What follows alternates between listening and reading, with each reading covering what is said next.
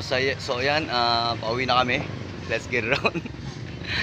Next year na lang ulit or saan tayo magkaroon ng bakasyon or ano.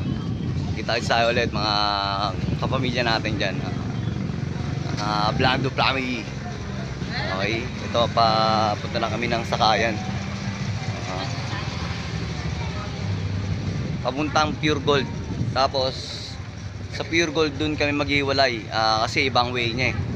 Pumunta siya Batangas, ako naman QC, Quezon City. So yun. Okay, kita lang ulit mga pinsan ko dyan ha. Nakasakay na kami sa bayad ko o dalawa? papuntang Kuya bayad.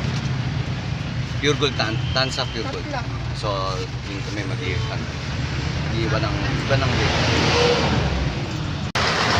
So yun na nga, bumaba na kami ng jeep. Okay.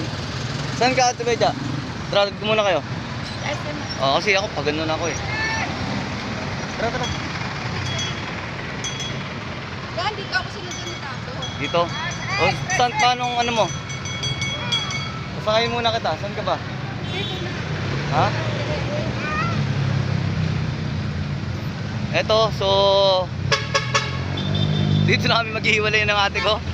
At kasi SM, ano na to? Pure Gold Tansa at SM Tansa.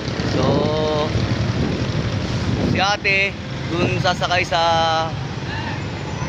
dito sa SM. So hindi ko alam kung saan yun.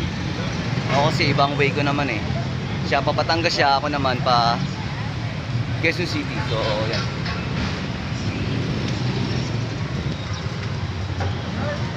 Ako sa likod. Saan likod? Ako sa likod na. Okay na kahit dito na lang.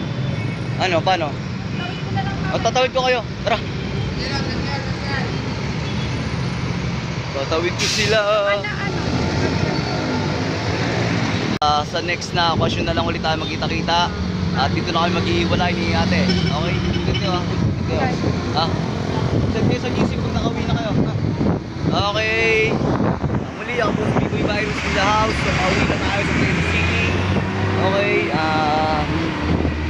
Next year na lang ulit or next event or next okasyon ng ating Blando family. Let's go!